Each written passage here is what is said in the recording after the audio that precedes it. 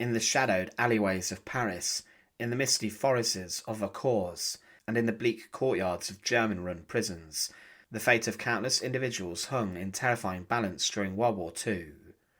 Amongst the most harrowing sights of the Nazi occupation of France were the executions of members of the French resistance. These moments, grim, final, and often public or semi-public, were burned into the memories of those who witnessed them.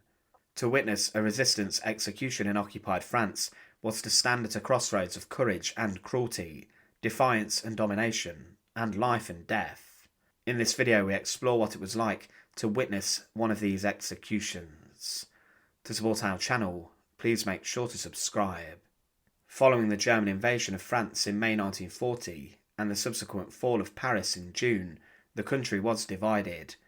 The northern half, including Paris, fell under direct German military occupation, whilst the southern part was nominally governed by the collaborationist Vichy regime. It was under this atmosphere of fear, humiliation and oppression that the French resistance slowly took root, comprising disparate groups of communists, Gaullists, socialists, former soldiers, students, intellectuals and ordinary civilians. These resistants engaged in sabotage, intelligence gathering for the Allies, dissemination of underground newspapers, and assassination of Nazi officials or collaborators. In response, the German occupation authorities, often assisted by French collaborators such as the milice, responded with brutal crackdowns, including torture, imprisonment, deportation to concentration camp, and summary execution.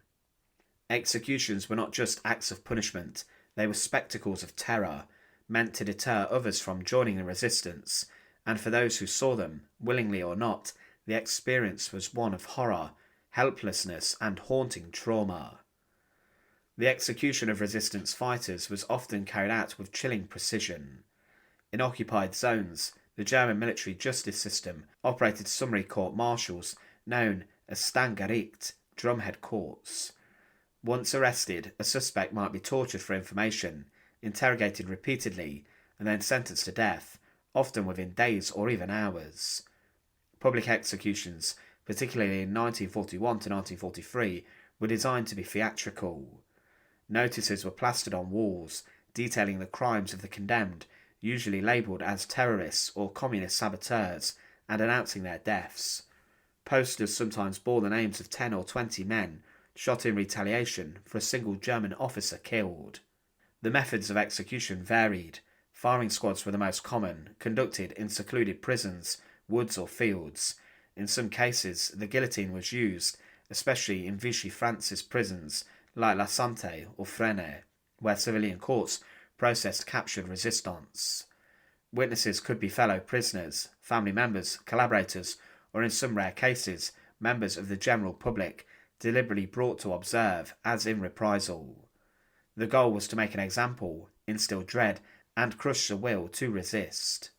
To witness a French resistance execution was to encounter a moment of unbearable human drama. For many, the memory never faded. Imagine a prison courtyard in 1942, as described by survivor and resistance member Jean-Pierre Venant. He said, "We heard the boots before we saw them. Then the names were read. Silence. The condemned kissed one another. Some sang a song. When the shots came, I felt as if the soul of France itself had cried out." The condemned often faced death with stunning dignity. According to historian Julian Jackson, some sang nationalist or communist songs as they walked to the wall. Others recited poetry or shouted Vive la France in their final moments. For the Germans, this display of defiance was infuriating. The executioners, often Wehrmacht soldiers, occasionally looked away or seemed visibly shaken. Some French collaborators, by contrast, stood stiff with smugness, particularly when dealing with communists or Jews. The psychological toll on French civilians was immense. In Paris, residents would discover execution notices on their way to work, sometimes accompanied by the smell of gunpowder or blood from nearby prisons. These were not anonymous figures to many. Names listed on the posters could belong to their neighbour's son, a former teacher, or a local baker. Perhaps the most famous execution of a French resistance member was that of Marquette, a 17-year-old communist activist arrested in 1940. Though not involved in violent resistance, he was chosen as a reprisal victim after the assassination of a German officer by French partisans. On the morning of his execution, Marquette wrote a final letter to his parents that became a national symbol of martyrdom. He was shot along with 26 others. He wrote, "I'm going to die. What I ask of you, especially you, my little brother, is to be worthy of us, the 27 who are going to die." French witnesses were horrified by the boy's youth. Even some German officers reportedly questioned the morality of executing a minor.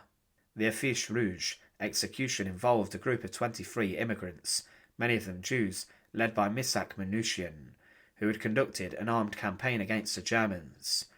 They were captured by the Gestapo and executed at Fort Mont Valérien.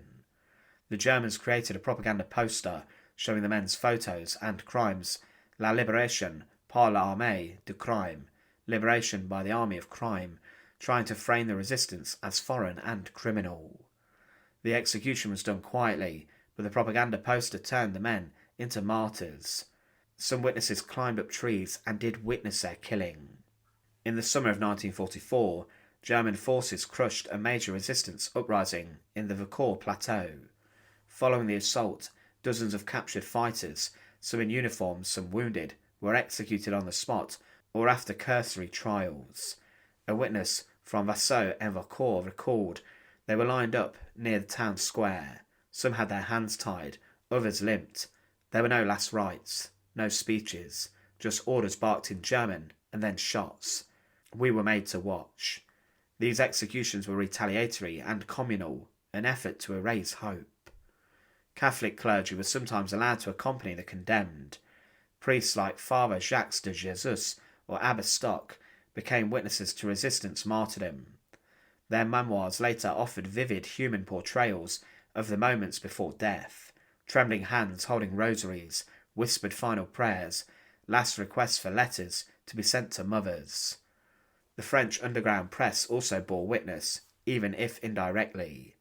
Secret newspapers such as Combat Liberation often printed eulogies for executive resistance, smuggled out stories from prisons, and ensured the names of the dead were remembered. These publications sometimes included artistic renditions or imagined reconstructions of executions to stir patriotism and outrage. The effects of these executions rippled far beyond the moment.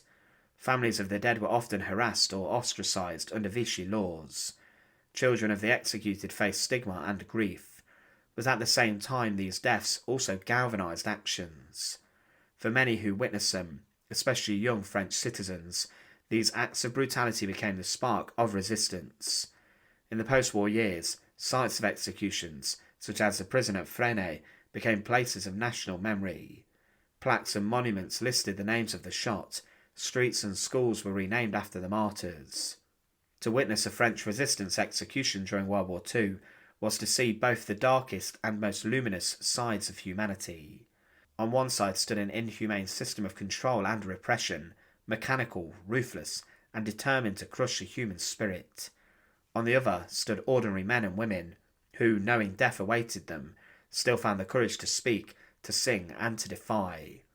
Such moments were often witnessed in silence, in secret, or under duress, but they were not forgotten. They lived on in memory, in whispers, in clandestine notes, and eventually in the stone and bronze of memorials.